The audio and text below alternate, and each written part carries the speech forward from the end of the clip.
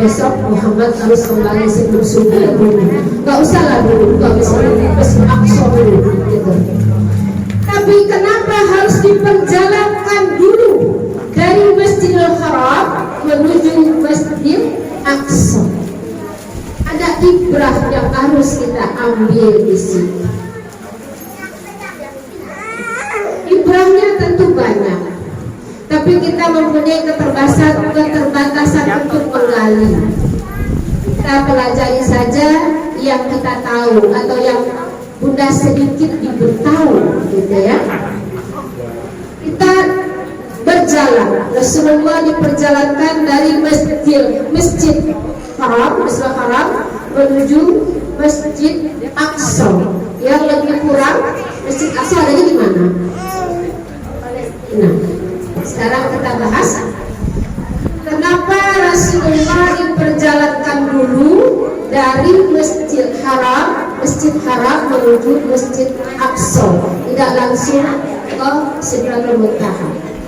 Pertama, kita harus ada perjalanan di muka bumi dulu. Apa tuh perjalanan di muka bumi? Hablum minan nas. Perjalanan di muka bumi mengandung satu perjalanan hijrah. Hijrah dari apa? Hijrah dari yang kurang baik menjadi baik, yang belum sempurna menjadi sempurna, yang masih abu-abu menjadi terang benderang, yang masih suam-suam. Apa suam-suam? Suam-suam apa? Suam-suam itu angkat-angkat dingin pula menjadi, ya, angkat-angkat kuku menjadi jelas. Ini air mau mendidih atau mau bagaimana nih? Dari subhat menjadi jelas-jelas halal. Jadi perjalanan Rasulullah menuju Masjidil Aqsa ada unsur pertama adalah unsur hijrah. Itu yang Allah ingin ajarkan kepada kita melalui perjalanan ini. Hijrah dari yang kurang baik menjadi baik. Bukan berarti Masjidil Haram tidak baik, tapi ini ibrah yang harus kita ambil.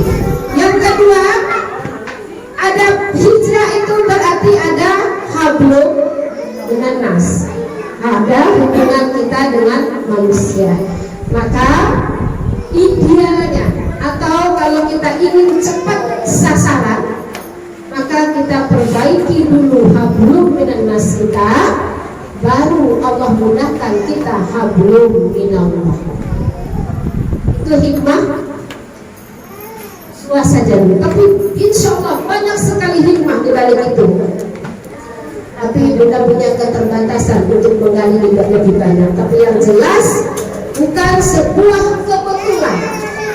Ketika Rasulullah yang memang ditugaskan atau dipanggil ke Sidratul Muntaha untuk mengambil sholat, tapi harus ke Masjidil Haram, Masjidil Aqsa terlebih dahulu. Ini dua saja. Tadi hijrah dari yang kurang baik menjadi baik, yang abu-abu menjadi jelas, yang remang-remang menjadi terang benderang, yang subhat menjadi halal, dan seterusnya. Dalam masa perjalanan hijrah itu berarti kita berkomunikasi atau berhadapan dengan manusia, maka itulah hablum minan nas. Pikiran itu dulu, dua saja kita paham. Dari Masjidil Aqsa beliau diangkat oleh Allah, maka dikisahkan atau diriwayatkan yang pertama beliau temui di langit yang pertama siapa Pak? Yang pertama di langit pertama Nabi Adam. Kenapa Nabi Adam dulu? Kenapa enggak Nabi Ibrahim dulu? Kira-kira kenapa ya kok Nabi Adam dulu?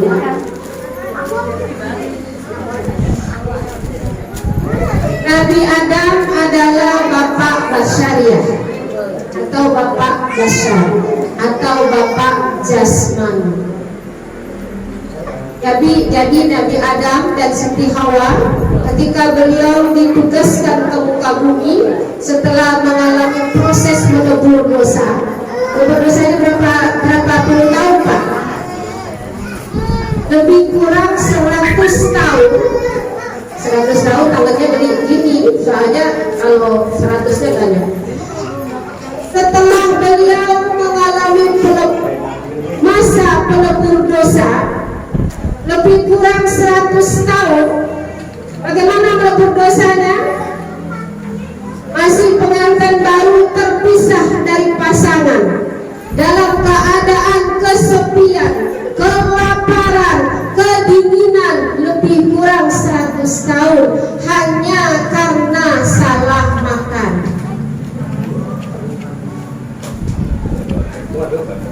Belum kemakan lagi, hanya karena salah makan. Nabi Adam punya niat akan memakan buah duri, masih nyangkut di dalam tenggorokan. Hukumannya 100 tahun. Siti Hawa belum sampai ke perut, baru sampai di dada. Hukumannya 100 tahun. Kita sering salah makan, sering salah lihat, sering salah ucap, sering salah dengar, sering salah niat. Giliran dikasih cobaan, berani bilang sama Allah, ya Allah, apa dosaku ya Allah? Alhamdulillah. Padahal hal-hal yang tidak enak itu, kesulitan, kelaparan, kesepian itu pelebur dosa. Banyak-banyak istighfar. Ya Allah, jadikan hal-hal yang tidak enak ini, hal-hal yang menyedihkan ini untuk pelebur dosa hamba. Kalau menurut Engkau ya Allah dosa hamba sudah lebur, rahmati hamba dengan pertolongan-Mu. Dan pertolongan-Mu yang paling utama ya Allah adalah petunjuk-Mu. Itu janji Allah. Al-Baqarah 155, tulis ujiannya. Sungguh kamu akan diuji dengan sedikit ketakutan, kelaparan, kekurangan harta, kekurangan jiwa dan buah-buahan. Tapi sampaikan berita gembira kepada orang yang sabar. Siapa yang sabar itu? Qalu inna lillahi wa inna ilaihi raji'un. Kalau kamu termasuk orang yang sabar, aku beri 3 hal dengan 5 hal yang tidak enak tadi. 1 ampunan, 2 rahmat, 3 petunjuk. Jadi kalau saat ini lagi sedih karena rumah tangga, lagi sedih karena hutang piutang, lagi sedih karena penyakit, lagi sedih istri ngomel mulu, rumah tangga ya, lagi sedih tetangga sewot mulu, lagi sedih mertua banyak nuntutnya, lagi sedih emak ngomel mulu. Innalillahi wa inna ilaihi raji'un. Itu minta sama Allah, ya Allah jadikan kesedihan hamba ini pelupur dosa hamba ya Allah. Dosa hamba sebanyak buih di lautan, tapi ampunan-Mu melebihi itu. Karena itu bersyukurlah kita kalau hari ini banyak ujian, berarti banyak dosa. Manfaatkan ujian itu untuk pelebur dosa. Jangan protes sama Allah, tapi ya Allah jadikanlah hal-hal yang tidak enak ini pelebur dosa hamba ya Allah. Dosa hamba sebanyak buih di lautan, tapi ampunan-Mu melebihi. Setelah menurut Engkau dosa hamba terhapus ya Allah, rahmati hamba. Kembali ke perjalanan Rasulullah. Di langit yang pertama yang beliau dipertemukan oleh Allah dengan Nabi Adam. Nabi Adam adalah bapak basyariah. Jadi Nabi Adam baru mengajarkan sandang, pangan, papan.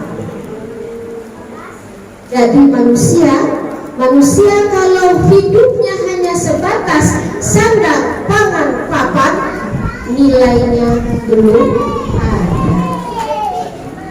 Nilainya belum ada. Kalau sehari-harinya hanya dapur, sumur, kasur, nilainya belum ada. Apakah Nabi Adam tidak bernilai? Bukan begitu maksudnya.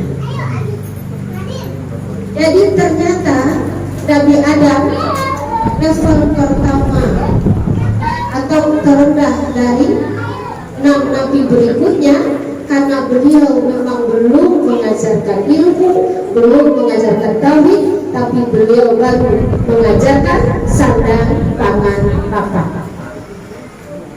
Sandang, pangan apa?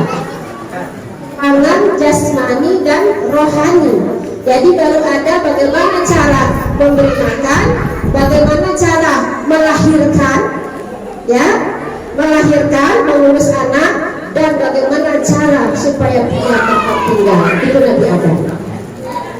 Nah, kalau manusia dalam kesehariannya hanya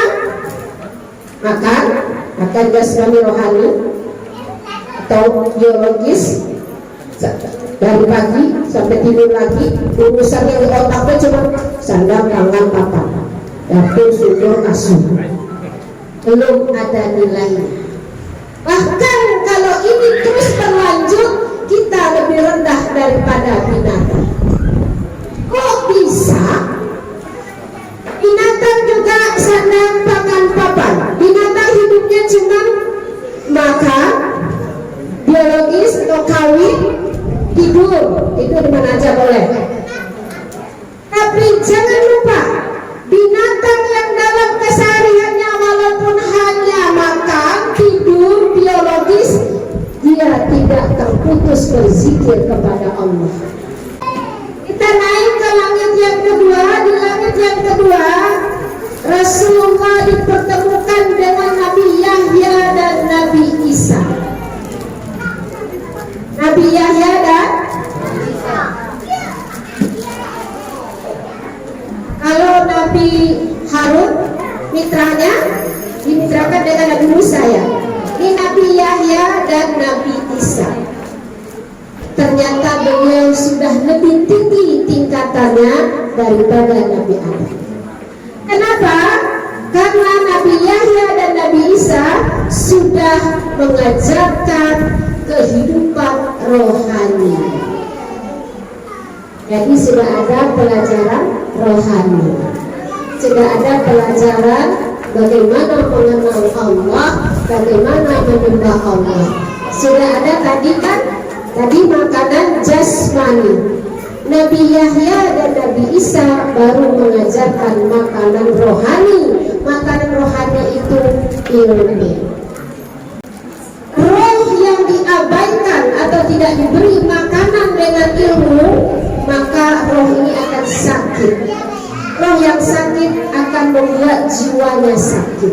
Apa itu jiwa sakit? TBG. Apa itu TBG? Takut, bingung, dan gelisah. Jadi roh yang dibiarkan lapar, yang tidak diberi ilmu, tidak disubsidi dengan ilmu, rohnya akan kering, maka jiwanya akan TBG. Takut, bingung, dan gelisah. Jiwa yang dalam kondisi takut, bingung, dan gelisah akan membuat fisiknya sakit, rohaninya sakit. Untuk lebih mudah kita cerna mobil, yuk kita bayangkan mobil dulu. Kira-kira kalau mesin itu apanya tuh? Mesin mobil apanya? Hah? Kan mesin mobil atau roh adanya di mana kalau dalam mobil itu? Mesin. Ya. Jiwa siapa? Hah? Pak sopir. Bodi? Ada. Sekarang kita bayangkan mobil kita. Mobil kita cakep. Mobil apa sih? Pengennya coba bayangkan dulu. Pak Tino mobil apa? Pajero. Pajero harganya berapa? Hah? Ya insya Allah kita punya semua. Amin. Tapi pasang niat, ya Allah, kalau punya Pajero untuk beribadah. Mobilnya Pajero, keluaran terbaru, mesinnya mati. Kira-kira tuh Pajero dikasih ke tetangga mau nggak? Jadi manusia yang rohnya dibiarkan lapar tidak akan memberi manfaat buat orang lain. Mesin itu bodi bagus, Pak sopir nggak ada. Kita mau pergi, Pak sopir nggak ada, tuh Pajero manfaat apa enggak? Maka si sopir jangan dibiarin sakit.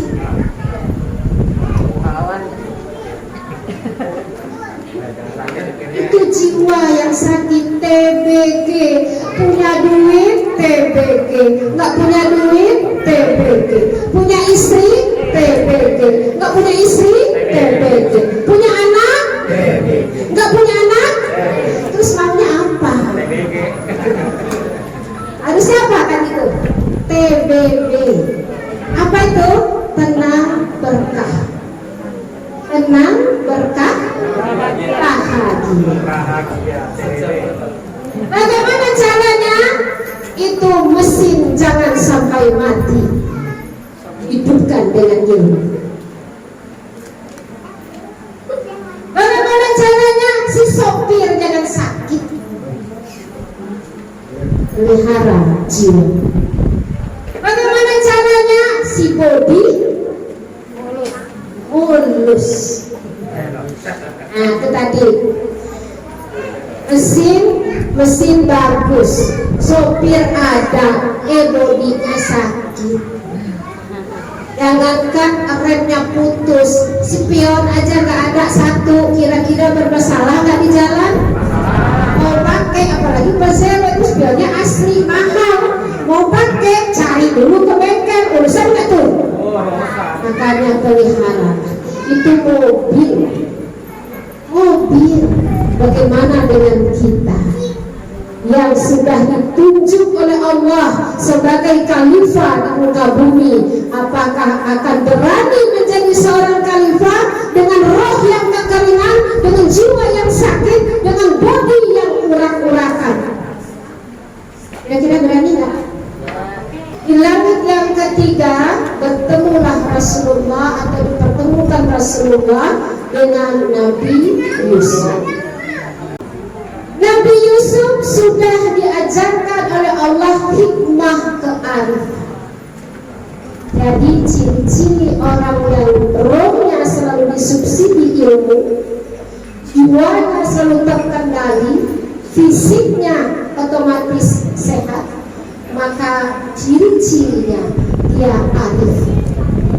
Arif itu jadi kita bisa lihat apakah roh orang ini memang selalu tercahayai. Kalau rohnya sudah bercahaya, insya Allah terhindar dari TBG. Kalaupun ada sedikit-sedikit langsung ditepis, dan fisiknya selalu mau mudah diajak ke jalan Allah, maka Allah sempurnakan orang itu dengan sifat kearifan. Arif itu bijaksana. Ngelihat orang salahnya besar nih. Nah, bagaimana caranya anggap kecil? Oh iya ya, wajar aja. Mungkin waktu itu dia begini, mungkin waktu itu begini, mungkin waktu itu begini. Menjadi kecil.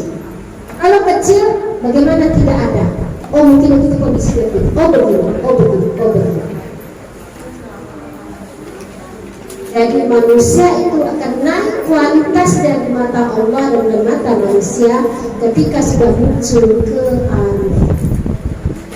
Maka di langit yang ketiga Rasulullah dipertemukan dengan Nabi Yusuf untuk belajar atau mempelajari atau melihat kearifan. Apa contohnya? Dicontoh. Mau dicontohkan? Kisah Nabi Yusuf yang paling kita nggak bisa lupain. Kisah apa? Kisah apa? dibuang di sumur, satu. Terus menafsirkan mimpi, satu lagi. Intinya yang menyebabkan Nabi Yusuf masuk penjara apa? Kita dituduh berzina. Ya, jadi ada 3 hal besar. Yang pertama, ketika beliau dimasukkan ke dalam sumur. Lalu puluhan tahun berikutnya, ketika beliau sudah menjadi bendahara Mesir, apakah beliau dendam? Tidak. Beliau balas. Saudaraku, sekarang kita sudah bertemu.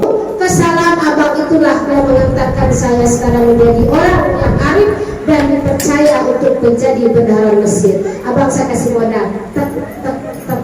7 abangnya dikasih modal. Nah itulah yang sekarang menjadi cikal bakal Israel. Dia kaya. Dikasih modal sama Nabi Yusuf. 1. Yang kedua, ketika Nabi Yusuf difitnah berselingkuh dengan ibu angkatnya Siti Zulekha,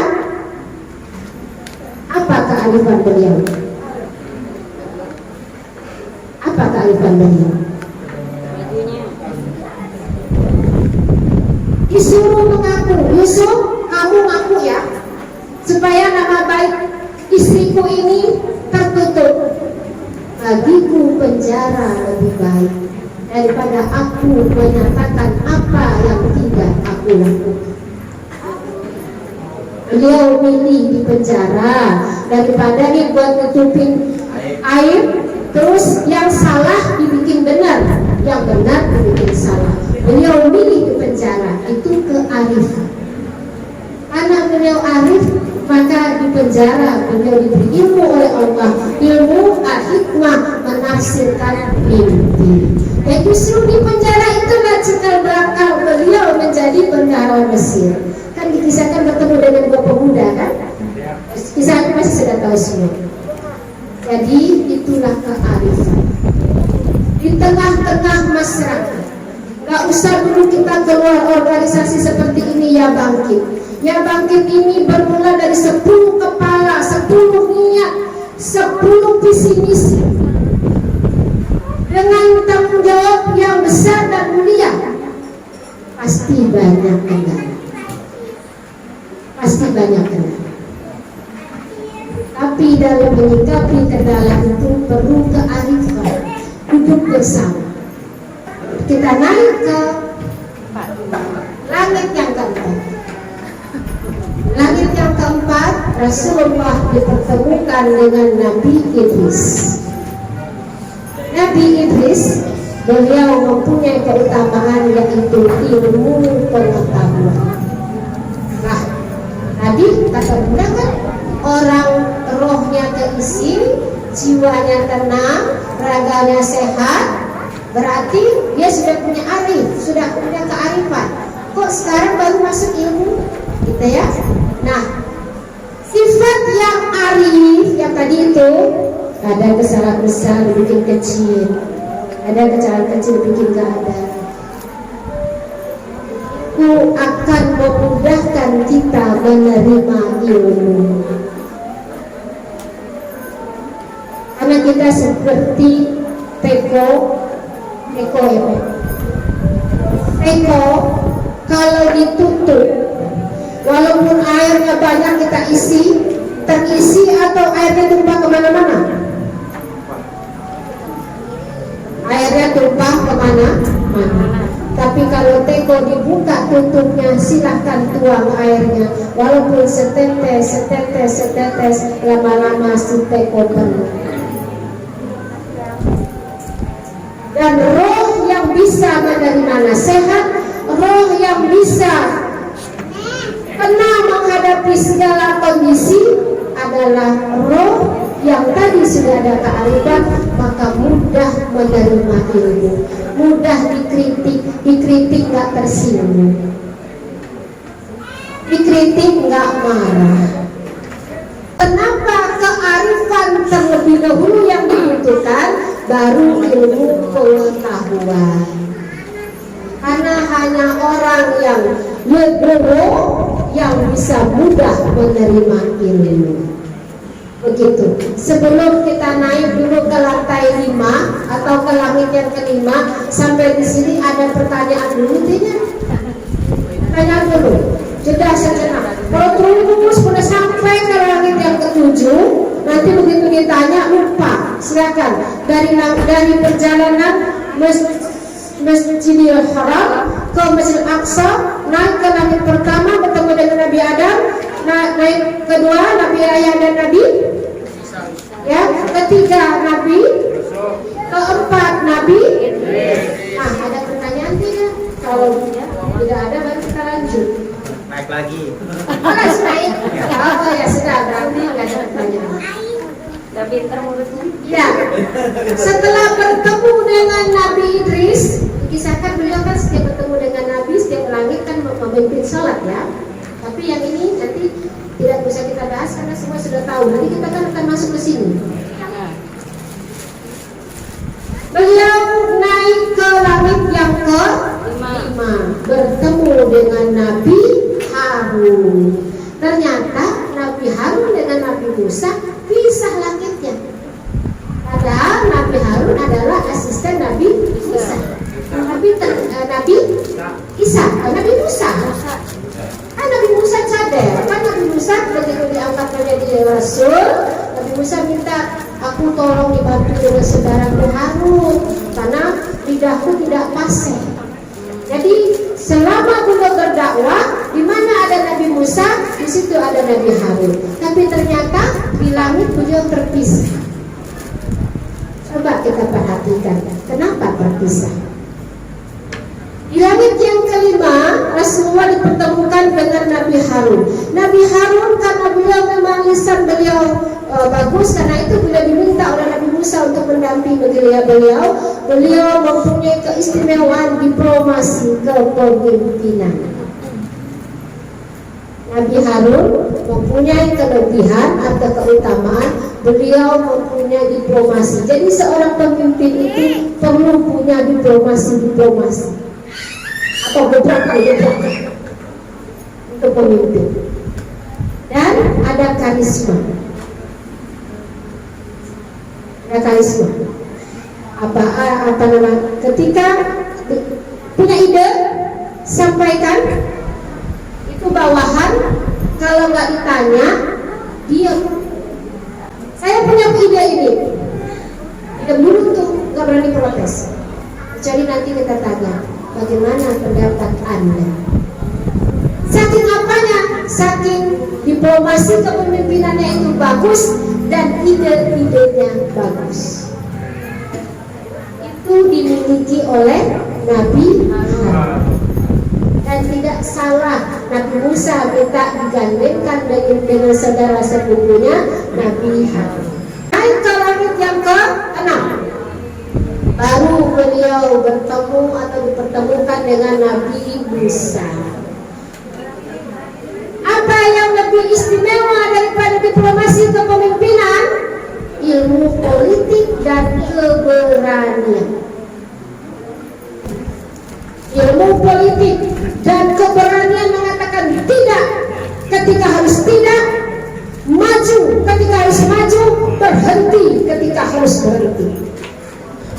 Itu perlu keberanian. Seorang pemimpin boleh dengarkan masukan. Ini ngomong, ya. Turunkan dulu ilmu kearifan.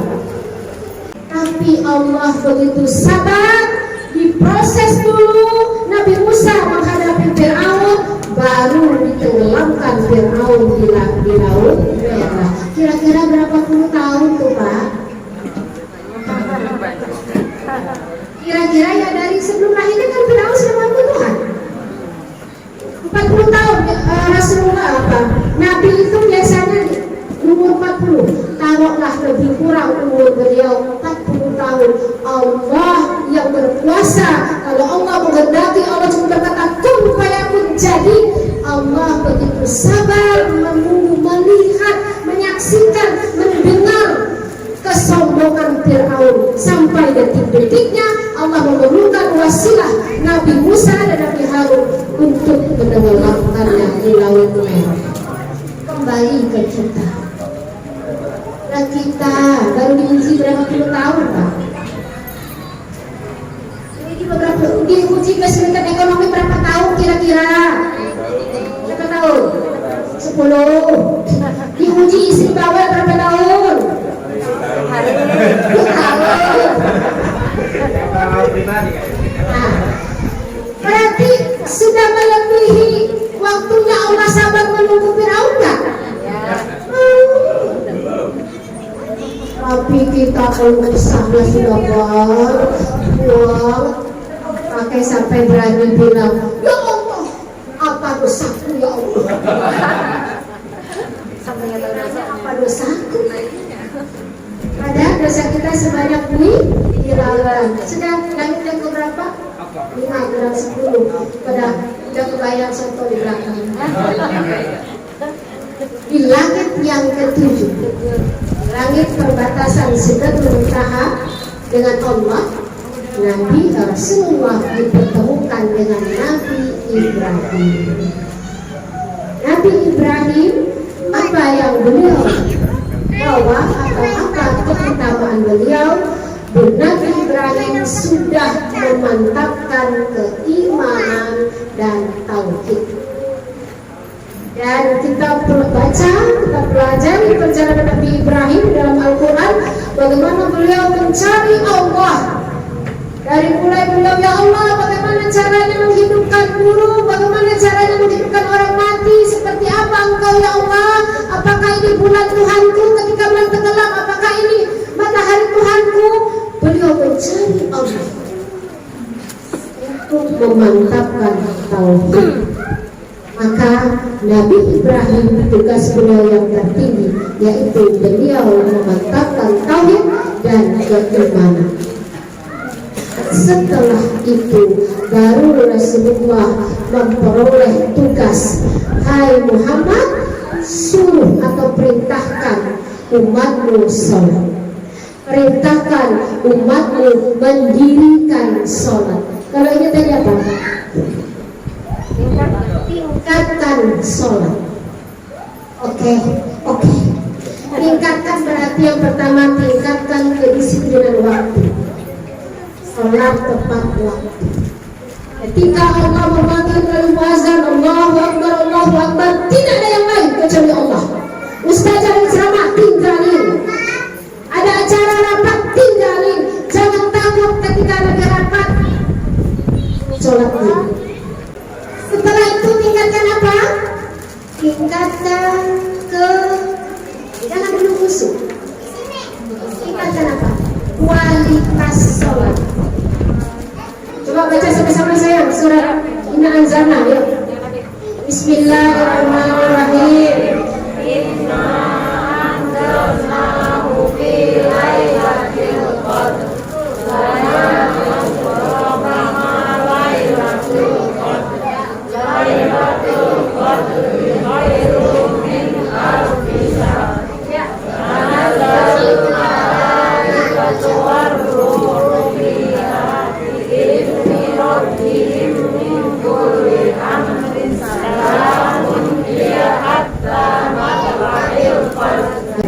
Jadi perbaiki kualitas sholat kita, terutama bacaannya. Kalau rukunnya insya Allah sudah hampir, tapi bacaannya tartilnya belum.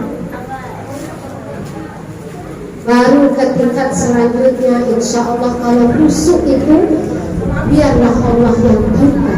Walaupun kita tidak bisa 100%, tapi insya Allah dengan kita sudah tepat waktu, dengan sudah tartil, insya Allah pelan-pelan kita merasa berdialog dengan Allah, nyaman duduk di sejadah, nggak perlu terasa terburu-buru, tidak perlu mencuri sholat kita sendiri.